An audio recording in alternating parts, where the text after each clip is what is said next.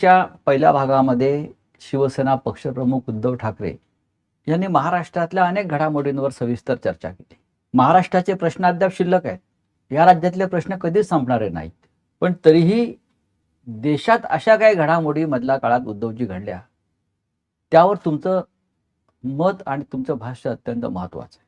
खास करून पहलगाव म्हणजे आमच्या 26 माता भगिनींचं कुंकू ज्या पद्धतीनं उजाडलं गेलं, पुसलं गेलं, एक अतिरेकी भयंकर असा हल्ला झाला, देशात हाहाकार माजला. या भयंकर हल्ल्याकडे जेव्हा हा हल्ला झाला, तुम्हाला कळलं की इतका भयंकर हल्ला झाला, त्यात महाराष्ट्रातल्या अनेक महिलांचं कुंकू पुसलं गेलं. या हल्ल्याकडे आपण कसं पाहता?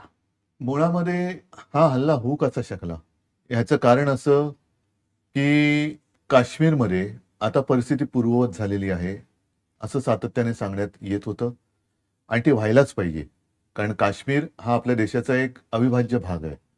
म्हणूनच त्याला 370 कलम काढण्यासाठी शिवसेनेने पाठिंबा दिला. पर्यटन पुन्हा तिथे सुरू झालं होतं. पुरेसा बंदोबस्त हा तिकडे ठेवण्याची गरज तर होतीच, कारण आपण सर्व काही आलबेल आहे असं एखाद्या कधी काळी किंवा बराच काळ अशांत राहिलेल्या भागाकडे समजून दुर्लक्ष करू शकत नाही. या हल्ल्याची जबाबदारी अतिरेकी म्हणून नाही, पण जो काही गलथानपणा किंवा गाफीलपणा किंवा दुर्लक्ष झालं ती कोणी घेतली? कोणीच घेतली नाही. सैन्याने नंतर जी काय कारवाई केली त्या सैन्याच्या शौर्याला सलाम, म्हणजे त्याच्याबद्दल वादच नाही. परंतु जे पर्यटक तिकडे गेले होते, एक बिनधास्तपणाने गेले होते की आपलं काश्मीर आता आपल्याकडे परत आपण तिकडे जाऊ शकतो, एक आनंदाचे सुखाचे क्षण आपल्या कुटुंबियांसोबत ते समावेश तिकडे घालवू शकतो, नाही तर दुसरा आनंद तरी काय आहे आयुष्यामध्ये. असे लोक जे तिकडे गेले होते पर्यटक, आणि त्यांच्यावरती अचानक गोळीबार होतो काय, अगदी सगळ्यांच्या डोळ्यादेखत होत्याचं नव्हतं होतं. अनेकांची तिकडे म्हणजे जसं तुम्ही म्हणायचं कुंकू पुसली गेली. ह्याला जबाबदार कोण?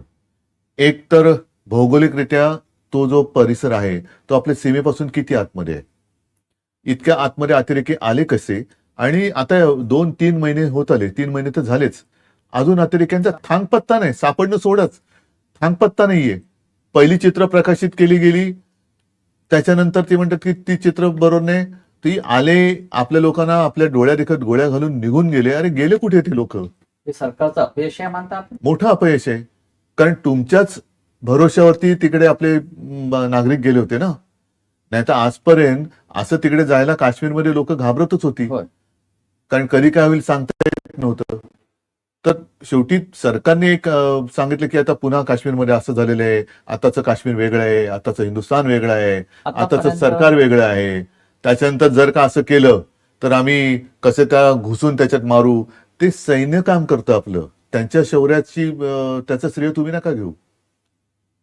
मोदी यांच्या काळामध्ये पठाणकोट झालं, मोदी यांच्या काळामध्ये पुलवामा झालं, 40 जवान. त्यावेळेला सुद्धा सत्यपाल मलिक जे बोलले त्याच्यावरती काही कोणी बोलायला तयार नाही, पण सत्यपाल मलिकांवरती आरोपपत्र त्यांनाच गुन्हेगार. मोदींच्या काळामध्ये पहलगाम झालं. सातत्यानं काश्मीरमध्ये अशा प्रकारचं रक्त सांडलं जात आहे आणि आपल्याकडून फक्त राजकीय कारवाया होतात निवडणुकीसाठी म्हणून. तसंच एक ऑपरेशन सिंदूर झालं आणि ऑपरेशन सिंदूर आजही त्याचा राजकीय प्रचार सुरू आहे. ऑपरेशन सिंदूरकडे तुम्ही ऑपरेशन सिंदूरला पाठिंबा दिलाय, हो, पण ऑपरेशन सिंदूर हे पाकिस्तानला जमीनदोस्त करण्यासाठी करतोय आणि आता पाकिस्तानचं कंबरड मोडूनच भारतीय सैन्य माघार घेईल अशी परिस्थिती तिकडे होती. अशा सगळ्या बातम्या आल्या होत्या आणि येत होत्या. मग आता काय? आणि म्हणजे एक तर क्षण असा आला होता की बस आता उद्या आपलं स्वप्न पूर्ण होतंय, पाकिस्तान हा आपण मोडून टाकतोय. जसं त्यावेळेला इंदिराजींनी बांगलादेश एक पाकिस्तान पासून तोडला, तसं पाकिस्तानचे आपण तुकडे करणार अशी परिस्थिती निर्माण झाले. म्हणजे कराचीवरती हल्ला झाला, रावळपिंडीवर झाला, लाहोरवरती झाला. ह्या सगळ्या बातम्याहून साहजिकच आहे आपण सगळे आनंदात होतो की अरे यांना धडा शिकवतोय. असं मग नेमकं काय घडलंय ते गुलदस्त्यात आहे की सैन्याचे पाय तुम्ही का ओढलेत? सैन्य तर पराक्रमाची शर्थ करून घुसलं होतं आणि आजही आपले सैन्य हे भीमपराक्रमी आहे. म्हणजे त्यांच्या क्षमतेबद्दल कोणाच्या स्वप्नात सुद्धा शंका येणार नाही.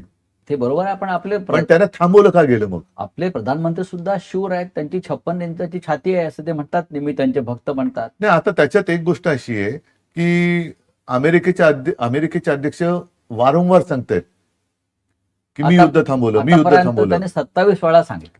मी युद्ध थांबवलं. मग नेमकं काय? आणि त्यांनी जर सांगितलं असेल तर आतापर्यंत म्हणजे आपले आत्ताचे पंतप्रधान आणि आत्ताचे अमेरिकेचे अध्यक्ष यांच्या अगदी ट्रम्प म्हणाल तसे हजारो वर्ष नाही, पण गेले अनेक वर्षापासून हा प्रश्न धुमसतोय. काश्मीरचा धुमसतोय, पाकिस्तानचा धुमसतोय.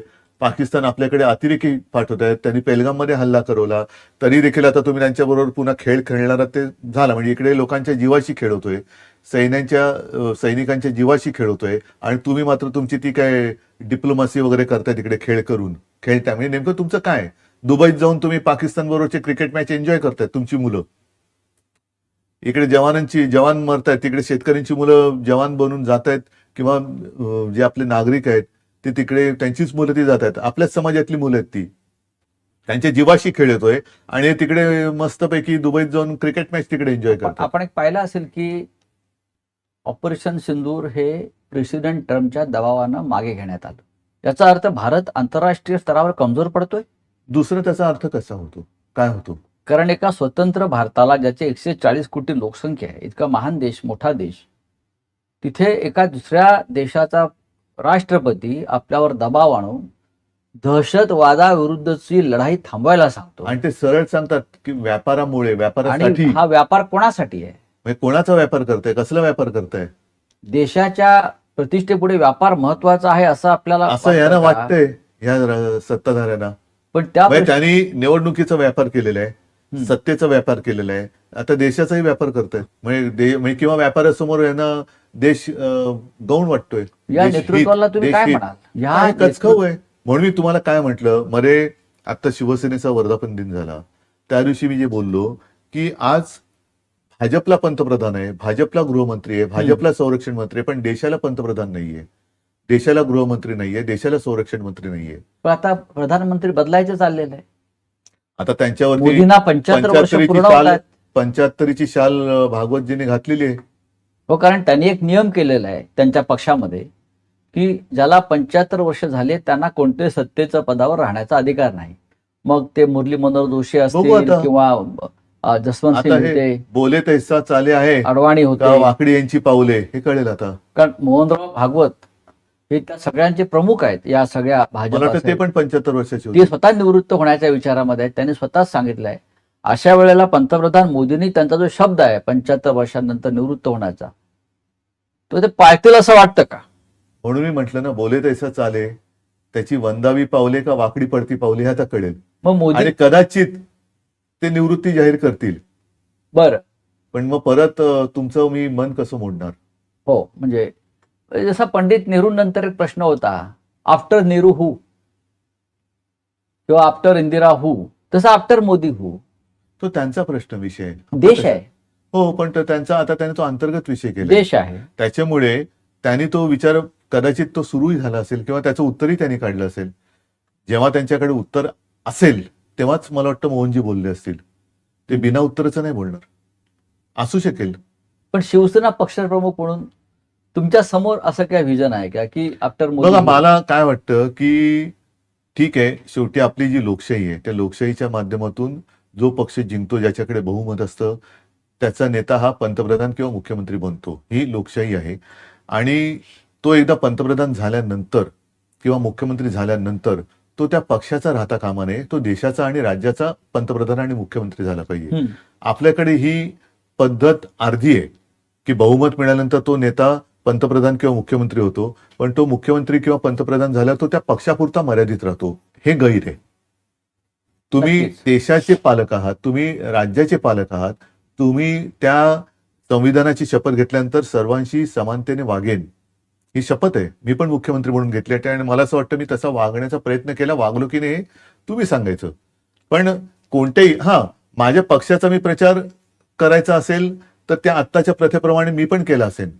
पण आपण हे कुठेतरी ह्या पायंडा तोडला पाहिजे. जसं लोकसभा अध्यक्ष किंवा विधानसभा अध्यक्ष, कारण मनोहर जोशी जेव्हा लोकसभेचे अध्यक्ष होते ते पक्षाच्या कार्यक्रमाला येत नव्हते, हम्म. आणि मला असं वाटतं दत्ताजी नलावडे सुद्धा, जर मी बरोबर आठवत असेल तर ते पक्षाच्या कार्यक्रमाला तसे येऊन भाषण करत. हा, पक्षाकडनं काही प्रशिक्षण शिबिर ठेवलं तर ते यायचे, की लोकप्रतिनिधींनी कसं बोलायला पाहिजे, कायदे कानून कसे असतात, सभागृहात कसं वागलं पाहिजे.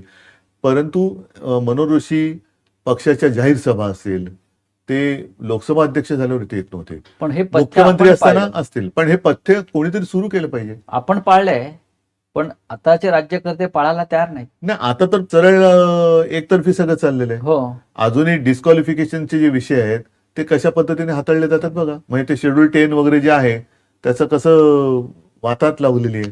उद्धव साहेब, या सगळ्या हा जो तुम्ही विचार मांडतात, आज देशाची सर्व बाजूने लुटमार सुरू आहे.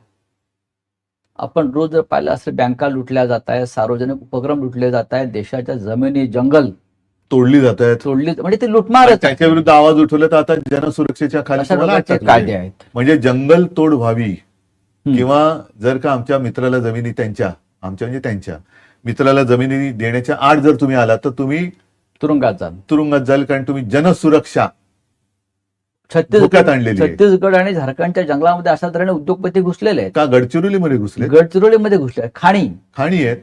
खाणी आहेत, मला कोणी सांगितलं काश्मीरमध्ये पण घुसलेत. 100% आहेत. तर उद्धव साहेब, हे जे देशावर दरोडे पडतायत, त्याच प्रकारचा दरोडा आपल्या मुंबईवर सुद्धा पडतो आहे. आणि तुम्ही ज्यांचा मगाशी उल्लेख केलात, त्या लाडक्या उद्योगपतींच्या माध्यमात तुम्ही याकडे कसं पाहता? मुंबईकरांनी एकवटून याचा विरोध केला पाहिजे. हा, याचं कारण ही मी म्हटलं तसं एकाधिकारशाही.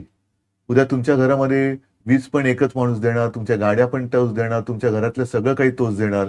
त्याचे तुम्ही नाही म्हटलं तरी गुलाम किंवा अंकित होणार.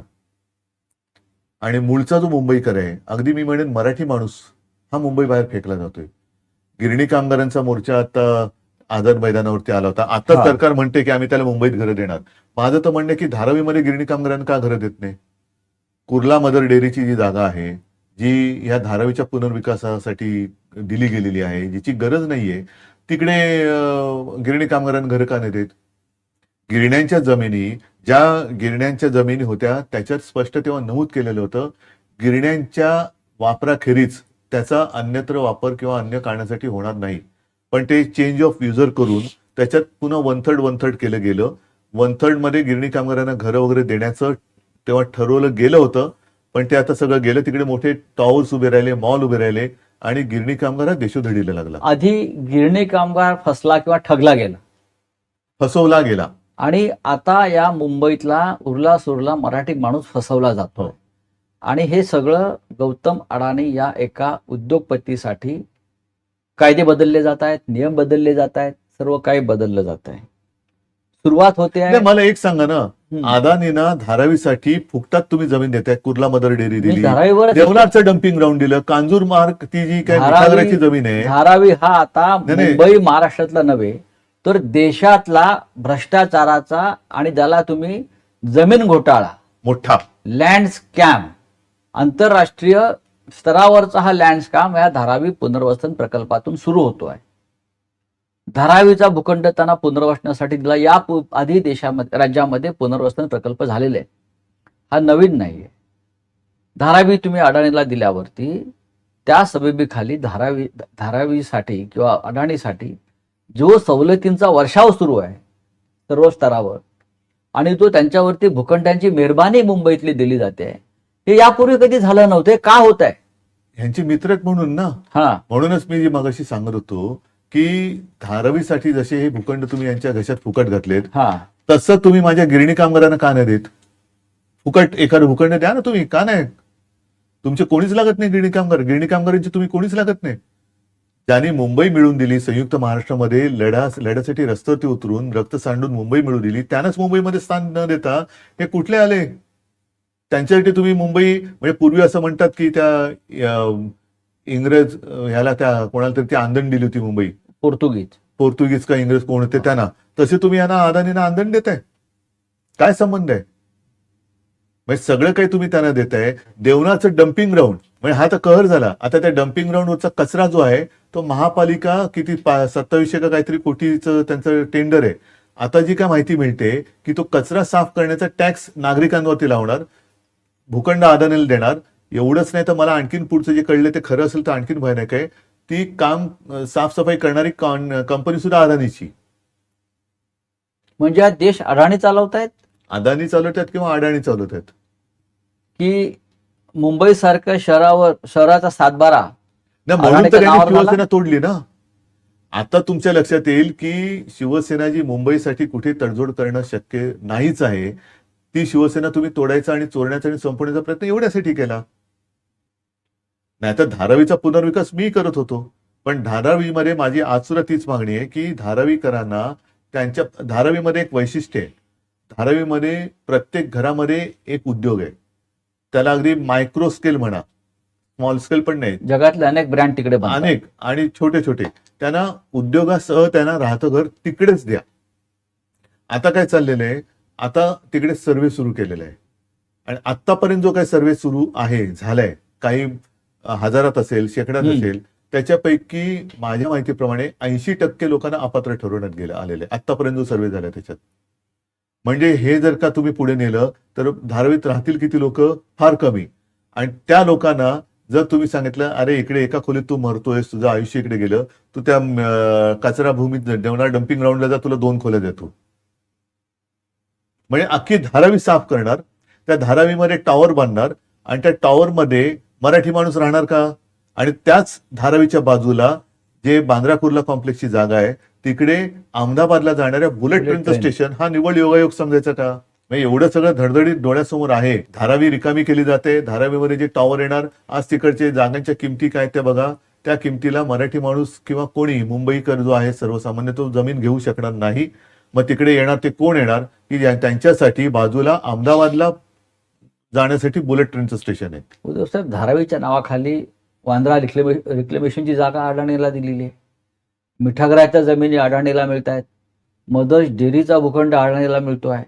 त्यानंतर कांजूर आणि मुलुंडच्या ती बांद्रा रेक्लेमेशनची तिथली जी जागा आहे हा तिकडे का नाही धारावीकरांना हलवा? तुम्ही जेवणार डम्पिंग ग्राउंडला हलवण्यापेक्षा तुम्ही धारावीकरांना ती माहीम कॉलेजची इथली ना वांद्रा ती जागा द्या आणि तुमचे टॉवर देवनार डम्पिंग ग्राउंडवर बांधा. देसरच्या टोल नाक्याच्या जमिनी अडाणीला मिळत आहेत. कांजूरची दिले. आपण काय देणार आहोत? ही मुंबई पहिल्या प्रथम मिठागराचा उपयोग केला जातोय. होय. जी कांजूरची जागा आपण आपल्या मेट्रोसाठी वापरत होतो वा मागत होतो ती दिली नाही. कोर्टामध्ये केंद्र सरकार अडून बसलेलं.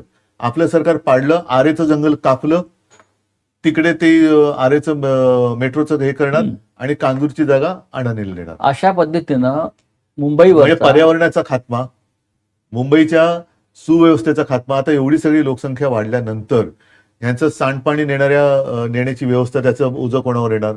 पिण्याचं पाणी कोण देणार? रस्ते कुठून आणणार? अशा पद्धतीनं या महाराष्ट्राच्या राजधानीवरचा उरला सुरला जो मराठी ठसा आहे तो पुसण्याचा प्रयत्न होतोय. तोच तर चाललाय आणि त्यालाच तर आम्ही विरोध करतोय. पण हा विरोध फक्त शाब्दिक दिसतोय. शाब्दिक नाही, तिथे जाऊन ज्या ज्या काही गोष्टी धारावीत करायच्या आहेत त्या आम्ही करतोय. पण ह्याच्यामध्ये ज्यांच्यासाठी लढतोय तो पण आता मराठी माणूस आता एकत्र यायला लागला. उद्धव साहेब, हा त्या प्रश्नाकडे मी येतोय की आता महाराष्ट्रात खास करून मुंबईत आणि मुंबईच्या आसपासच्या उपनगरामध्ये लादलेल्या हिंदी सक्ती विरोधामध्ये महाभारत घडताना दिसत आहे. आणि कधी नव्हे तो मराठी माणूस या प्रश्नावरती एकवटला. ही जाग कशी आली? बघा, मराठी माणसाचं एक वैशिष्ट्य आहे. मराठी माणूस हा आतताईपणा करणारा नाही. मराठी माणूस हा विघ्न संतोषी नाही. मराठी माणूस हा इतर वेळेला मी बरं आणि माझं काम बरं, पण माझ्यावरती एक तर मराठी माणूस कोणावरती अन्याय करणार नाही. पण हाच मराठी माणूस त्याच्यावर अन्याय झाला तर तो सहनही करत नाही. त्याच्यामुळे शेवटी सहनशीलतेचा कडेलोट व्हायला लागला तेव्हा मराठी माणूस आता पिसाळलाय. जसा तो संयुक्त महाराष्ट्र लढायच्या वेळेला पेटला होता तसाच तो आता पेटलाय. कारण किती काळ आम्ही हे सहन करायचं? बरं, आमची चूक काय? आम्ही कोणत्याही भाषेचा द्वेष करत नाही. नाही, शिवसेनेचा हिंदी भाषेला म्हणून विरोध नव्हता. नाहीच आहे. अगदी आपले शिवसेना प्रमुख पण तेच सांगायचे, माझे आजोबा पण सांगायचे, तुम्ही सगळ्या भाषा जेवढ्या तुम्हाला शिकायच्या तेवढ्या शिका, पण तुम्ही जबरदस्ती नका करू. आज मी सुद्धा आणि तुम्ही सुद्धा, तुम्ही राज्यसभेत हिंदीमध्येच बोलता. मीडिया समोर जर मला हिंदीत विचारलं तर मी हिंदीमध्ये बोलतो. आमचा हिंदीला विरोध किंवा हिंदीचा द्वेष नाही, पण हिंदीची सक्ती नको. कारण मग तुम्ही ते 1 नेशन 1 इलेक्शन सगळं 1 करत चाललेलं आहे. तुम्ही शेवटी आपला देश हे संघराज्य पद्धत आहे. अनेकता में एकता म्हणजे काय? तुम्ही त्या अनेकतेची जी एक गंमत आहे ती घालून किंवा त्याचं जो एकजूट आहे ती घालून तुम्ही ही जबरदस्ती एकता लादताय. म्हणून मी माझ्या परवाच्या भाषणात बोललो ना, आमचा हनुमान चालिसाला विरोध नाहीये, हम्म. पण तुम्ही मारुती स्तोत्र आम्हाला का विसरायला लावताय? आमचं मारुती स्तोत्र आहे आहे ना. ना, आम्ही मारुती स्तोत्र म्हणतो, तुम्ही हनुमान चालिसा म्हणणार. देव एकच आहे तो हनुमान, त्यालाच आम्ही आज मारुती या म्हणतो. निमित्तानं महाराष्ट्राविरुद्ध इतर राज्य असा संघर्ष पेटलाय. नाही पेटलं, कारण पेटवण्याचा प्रयत्न भाजप करते पण हा. ते पेटत नाहीये. हा. याचं कारण आमची जी भूमिका ही स्पष्ट आहे. हम्म. आम्ही कोणत्याही भाषेचा द्वेष करत नाही. जसं आम्ही इतरत्र मराठी लादण्याचा आग्रह धरत नाही आहोत, तसं आमच्यावरती दुसरी भाषा लादण्याचा आग्रह धरू नका. हा तुमचा मुद्दा अत्यंत बरोबर आहे. गुजरातमध्ये आणि- हिंदीची सक्ती नाही. आणि ह्याच्या पलीकडे जाऊन सांगतो, जेव्हा शिवसेना प्रमुखांनी शिवसेना स्थापन केली ती इथल्या भूमिपुत्रांसाठी म्हणजे मराठीसाठी, हो, शिवसेना त्यातूनच निर्माण झाली. आणि त्याच्यानंतर शिवसेना प्रमुखांच्या भाषणामधली वाक्य आहेत की आम्ही महाराष्ट्रामध्ये मराठी आहोत, पण देशाचा विचार केला तर आम्ही हिंदू आहोत. गुजरातमध्ये आम्ही गुजराती आहोत, हम्म. पण देशाचा विचार केला तर आम्ही हिंदू आहोत.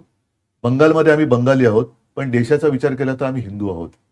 तसंच सर्वत्र आम्ही त्या त्या भाषेचा, त्या त्या प्रांताचा मान तिथे राखतोच. ती प्रादेशिक अस्मिता, तिचा मान, अभिमान हा असलाच पाहिजे. पण जेव्हा संपूर्ण देशाचा विचार करतो तेव्हा आम्ही हिंदू म्हणून एकत्र आहोत, देशप्रेमी म्हणून एकत्र आहोत. हिंदी सक्तीविरुद्ध आपण म्हणजे शिवसेना आणि मनसे म्हणजे उद्धव ठाकरे आणि राज ठाकरे असा एकत्रित मोर्चा 5 जुलैला काढण्याचं जाहीर झालं. देशासाठी असेल, म्हणजे संपूर्ण देशभरात त्याची चर्चा झाली की या सगळ्या 20 वर्षाच्या कालखंडानंतर उद्धव ठाकरे आणि राज ठाकरे मराठीच्या मुद्द्यावरती एकत्र आले. आणि एक महाराष्ट्रामध्ये प्रॉब्लेम कोणाला आहे? प्रॉब्लेम कोणालाच नाहीये, पण काही लोकांना असू शकतो. मग त्यांचा प्रॉब्लेम ते बघतील, आपण का विचार करायचा? आणि एक मराठी अस्मितेची लाट निर्माण झाली आणि हा. त्या लाटेनं उद्धव आणि राज यांना 20 वर्षानंतर एकत्र आणण्यात आलं. बघा, आम्ही आमच्या एकत्र येण्यामुळे मराठी माणसाला असेल, इतर भाषिकांना सुद्धा, आणि मी स्पष्ट सांगतो अगदी मुसलमानांना सुद्धा, त्यांनी जाहीरपणाने पण बोलत, आणि इतर भाषिक सुद्धा, हिंदी वगैरे गुजराती सुद्धा, अच्छा किया आपने. तो जो त्यांना झालेला मी आनंद बघतो. कोणाचा पोटशूळ उठला असेल तर तो पोटशूळ त्याच्याकडे मी दुर्लक्ष करतो. यात पोटसूळ उठावा असं काय आहे? पण उठलाय. पण मला नाही माहित, ज्यांचं उठलं त्यांना विचारा. आणि मी त्यानंतर आनंदाकडे बघतोय, पॉझिटिव्ह बाजू बघतोय. सरकारला माघार घ्यावी लागली आपण एकत्र आल्यामुळे. हो, नक्कीच. आणि त्यानंतर त्या मोर्चाचं रूपांतर एका विराट अशा विजय मेळाव्यात झालं. हा विजय मेळावा फक्त वरळीत झाला नाही तर संपूर्ण महाराष्ट्रात झाला. या नाही, रोमांचक संपूर्ण देशभरात तो देशभरात झाला. झाला. नाही, नाही, आणि आनंद- म्हणून मी म्हणतो ना की तुम्ही जो मगाशी सांगितलं की याच्यामुळे महाराष्ट्र किंवा मराठी विरुद्ध इतर राज्य, असं अजिबात नाही झालेलं. इतर भाषिकांनी सुद्धा आम्हाला जे काही मोजके असतील त्यांनी जे काही मेसेज पाठवले किंवा निरोप पाठवले त्याच्यामध्ये त्यांनाही आनंद झाला. बहुत अच्छा किया आपने. मग ह्याच्यात मुंबईतले अमराठी पण आहेत, त्यांनी सुद्धा सांगितलं की नाही, असं लढलंच पाहिजे. त्या मंचावरती राज ठाकरे असं म्हणाले की बाळासाहेबांचे जे स्वप्न होते ते साकार होते. तुम्ही असं वारंवार म्हणालात की लोकांच्या मनात जे आहे ते आम्ही साकार करू किंवा होईल. याचा अर्थ महाराष्ट्रानं काय घ्यायचं? ह्याचा अर्थ त्यांच्या मनात जे आहे ते आम्ही साकार करू, हाच हा. त्याचा अर्थ. होय, मराठी माणसानं मराठीच्या मुद्द्यावरती एकत्र येणं हे ठीक आहे, हे होणार. आलं पाहिजे, कारण शेवटी नाही तर मग आम्ही कोणासाठी लढतोय? पण लोकांचा रेटा आहे की राजकीय दृष्ट्या एकत्र आहे. ठीक आहे, आता 20 वर्षांनी एकत्र आलोय. प्रत्येक ठिकाणी राजकारण आणलंच पाहिजे असा भाग नाही. हा. पण मी जे म्हटलं की मराठी भाषेसाठी, महाराष्ट्र धर्मासाठी आणि महाराष्ट्रासाठी जे जे करण्याची आवश्यकता आहे ते करण्याची माझी तयारी आहे. या संदर्भात तुमची राज ठाकरे यांच्याशी चर्चा झाली? होईल. पहिल्या आता 20 वर्षांनी एकत्र तर आलोय. मी तर म्हणेन हे नसे थोडके किंवा हे खूप मोठे आहे. नक्कीच. आणि आणि म्हणून माझं त्या दिवशीच्या भाषणात मी काय म्हटलं, आज आमच्या भाषणापेक्षा एकत्र दिसण्याला हे महत्त्व आहे. महत्वाचं आहे. मुंबईसह 27 महानगरपालिकांच्या निवडणुका होत आहेत. अजूनही लोकांना खात्री वाटत नाही की निवडणुका होतील की नाही, कारण 3.5 वर्षापेक्षा जास्त काळ हे या महानगरपालिका प्रशासन चालवते. आणि मुंबई महानगरपालिका जी या राज्याची राजधानी आहे तिथे सुद्धा प्रशासकाचं राज्य आहे. आणि ओरबाडली गेले मुंबई. आणि तिथे प्रचंड लूट सुरू आहे प्रचंड, वेगवेगळ्या प्रचंड. माध्यमातून. या निवडणुका जेव्हा होतील मुंबईच्या, पुण्याच्या, ठाण्याच्या, आपण त्या कशा प्रकारे लढणार आहात? नाही, कशा प्रकारे म्हणण्यापेक्षा जिंकायच्या उद्देशानेच निवडणूक लढावी लागते आणि तशीच आम्ही लढू. यात महाविकास आघाडी आहे. आता हा ज्याचा त्याचा प्रश्न आहे. कारण मध्यंतरी म्हणजे काँग्रेसशी बोलणं झालं, त्यांचं म्हणणं आहे की कदाचित ते त्यांच्या स्थानिक पातळीवरती हा बघा विषय सोडतील. होय. ठीक आहे, तसं असेल तर तसं करू. नाही पण जर ही चर्चा सुरू आहे की आपण म्हणजे शिवसेना आणि मनसे किंवा उद्धव ठाकरे आणि राज ठाकरे एकत्र येऊन भविष्यात राजकीय निर्णय त्यांनी घेतला मी परत सांगतो, कोणाला अडचण आहे? तर मवियाचं काय होणार हा एक प्रश्न त्याच्यामध्ये निर्माण होतो. किंवा इंडिया ब्लॉक आहे, इंडिया ब्लॉक हा राष्ट्रीय स्तरावर आहे.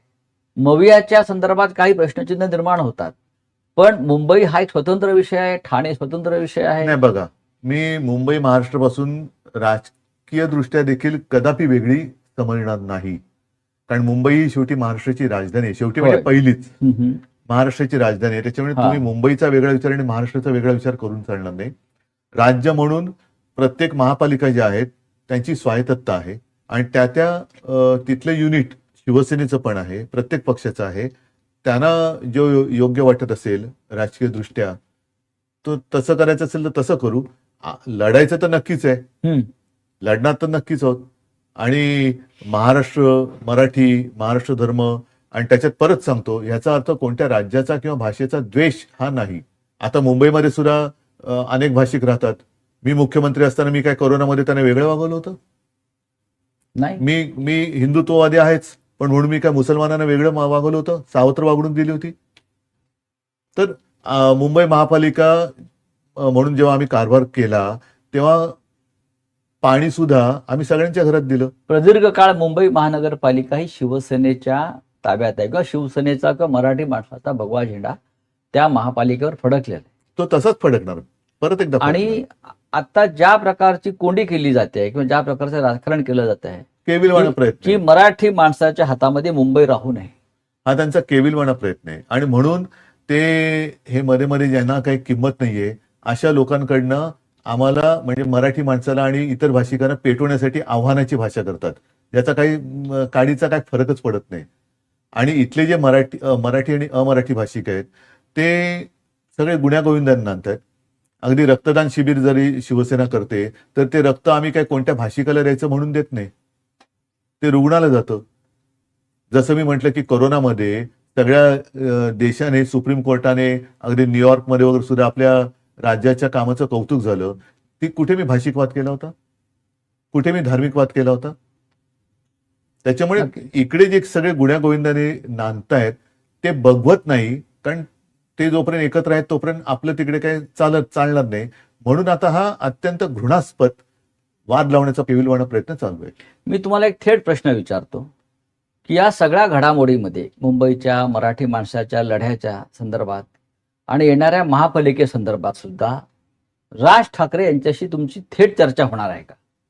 पण माझं तेच म्हणणं आहे की थेट चर्चा केली हा, काय अडचण काय कोणाला? काहीच अडचण नाही. हा प्रश्न विचारला जातो. हो, पण मी आत्ता फोन उचलून त्याला फोन करू शकतो, तो मला करू शकतो, आम्ही आत्ता भेटू शकतो. काय अडचण काय? अडचण काय? बाकीची लोक एकमेकाला चोरून मारून भेटतात, आम्ही चोरून मारून भेटणाऱ्यातले नाहीयेत. मगाशी जो तुम्ही मुलाखतीच्या सुरुवातीला बोललो ना की ठाकरे ब्रँड, आम्ही चोरून मारून काय करत नाही, भेटायचं तर उघड भेटू. काय अडचण काय कोणाला? आणि आम्हाला तरी महाराष्ट्राच्या प्रश्नासंदर्भात कधी मुख्यमंत्री फडणवीस यांच्याशी चर्चा होते का? नाही झालेली आहे आता तरी. एकदा सुरुवातीला जाऊन त्यांना मी जो काय गुच्छ दिला होता त्याचंही फार मोठं राजकारण मी एक झालं. ठीक आहे करतेच ती. सौजन्य. दिला. शेवटी आहे आता मुख्यमंत्री, मानू या ना मानू, आहातच, तुमच्याकडनं चांगलं व्हावं ही अपेक्षा आज सुद्धा आहे माझी. महाराष्ट्राच्या भविष्याकडे आपण कशा आणि पद्धतीनं उलट पाहतो? माझं तर म्हणणं आहे की आता ज्या काही सगळ्या त्यांच्या सहकार्य मंत्र्यांच्या भानगडी, लफडी कुलंगडी बाहेर येत आहेत ती त्यांनी मोडीत काढली पाहिजेत. हे मी त्यांना आमचे कधी काळीचे राजकीय मित्र म्हणून सांगतोय. त्यांनी हे माझं मत, हा टोमणा नाही, हा सल्ला आहे. हा टोमणा नाहीये, हे त्यांनी आधी स्पष्ट करतो, हा सल्ला आहे की त्यांनी मोडून काढलं पाहिजे. जर ते नीती वगैरे सगळ्या गोष्टी पाळत असतील तर हे जे काय आजूबाजूला चाललेलं आहे अगदी त्यांच्या प्रतिमेला तडा देणार हे काम आहे. काल सुद्धा जी बॅग तुम्हीच दाखवली, त्याच्यानंतर ते धक्काबुक्की चाललेली आहे. कुठे जमिनी लाटल्या जात आहेत, कुठे इनाम म्हणून जमीन दिली जाते, कुठे 3,000 कोटीची चोरी सुप्रीम कोर्ट पकडून देते. हे सगळे जे काय चाललेलं आहे ह्याचे प्रमुख म्हणून शेवटी बदनाम देवेंद्र फडणवीस होत आहेत. ते नेते आहेत. म्हणूनच सरकारचे- त्यांच्या आधिपत्याखाली हे भ्रष्टाचार, म्हणजे आपण जे म्हणतो ना दिव्याखाली अंधार, तसा हा प्रकार आहे का? आज महाराष्ट्राच्या अनेक क्षेत्रात पिछेहाट होताना दिसते. महाराष्ट्राला भविष्य आहे का? भविष्य नक्कीच आहे. असं काही खचून कसं चालेल? फक्त महाराष्ट्र जो मी म्हणेन लोकसभेच्या वेळेला जागा झाला होता तसा तो परत जागा झाला पाहिजे. नाहीतर त्यावेळेला आम्ही जे सांगत होतो की महाराष्ट्रातनं सगळे उद्योग गुजरातला नेले, सगळं आता मराठी माणूस मुंबईतनं म्हणा हा बाहेर काढला जातोय, आत्ता नाही जाग आली तर मग आपले डोळे कधीच उघडले नाही जाणार. महाराष्ट्राच्या जनतेला तुम्ही काय संदेश द्या या निवडणुकीच्या या मुलाखतीच्या निमित्तानं? जागे व्हा आणि जागे राहा, आणि आपल्यावरती एकतर कोणावरती अन्याय करू नका, पण कोणी अन्याय केला तर सहन करू नका. हे जे शिवसेना प्रमुखांनी सांगितलं तेच सांगेल. आणि परत एकदा सांगतो, ते जे बोलले होते त्यावेळेला की मराठा मराठेतर, ब्राह्मण ब्राह्मणेतर, 96 कुळी 92 कुळी, स्पृश्य अस्पृश्य, घाटी कोकणी, हे सर्व भेदाभेद गाडून मगाशी जो एक विषय आपला राहिला की मराठा समाजाला भडकवलं जातंय. मग मराठा म्हणजे ही जी भाजपची नीती आहे की राज्यातल्या सगळ्यात मोठ्या समाजाला आधी भडकवायचं, मग तो पेटला की त्याच्या विरुद्ध त्या समाजाच्या व्यतिरिक्त जे समाज आहेत त्यांना चिथवायचं. जसं त्यांनी गुजरातमध्ये केलं, पटेलांना भडकवलं आणि पटेले तर एकवटून सत्ता जिंकली. हरियाणामध्ये जाट त्या समाजाला भडकवलं, म्हणजे असं चित्र झालं भाजप आता गेलीच, कारण जाट आता पेटलाय. जाट बिचारे तिरीमिरीने उभे राहिले, पण त्यांनी जाटांच्या विरोधात जाटांची भीती दाखवून इतर समाजाला एकवटवलं. महाराष्ट्रामध्ये बटेंगे तो कटेंगे, आपल्याला वाटलं हिंदू मुस्लिम, त्यांनी मराठा मराठेतर केलं, मराठीच्या विरोधात ओबीसी तयार केलं. म्हणजे मराठी भावंडांमध्येच आमचं आणि राजचं वेगळं, आम्ही भाऊच आहोत, पण मराठी सुद्धा जी भावंड आहेत त्या मराठी भावंडामध्ये समाजाच्या भिंती उभ्या करून आग लावायची आणि आपली पोळी भाजायची. हे जे राजकारण आहे ना ते हाणून पाडा. ज्या पद्धतीचं राजकारण, व्यापारी राजकारण सुरू आहे देशात, महाराष्ट्रात, मुंबई महाराष्ट्रात राहील असं आपल्याला खात्री आहे? कोणाची माय व्हायले बघू ना, कोणाची माय व्हायले मुंबई महाराष्ट्रापासून तोडायची बघू आपण.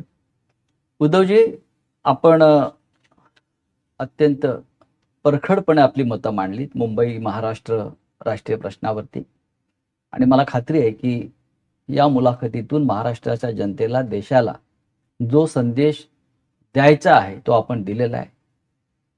धन्यवाद. आता हा जय महाराष्ट्र. शेवट करताना सुद्धा जे शिवसेना प्रमुखांनी सांगितले ते सुद्धा फार महत्वाचं आहे. जय हिंद, जय महाराष्ट्र.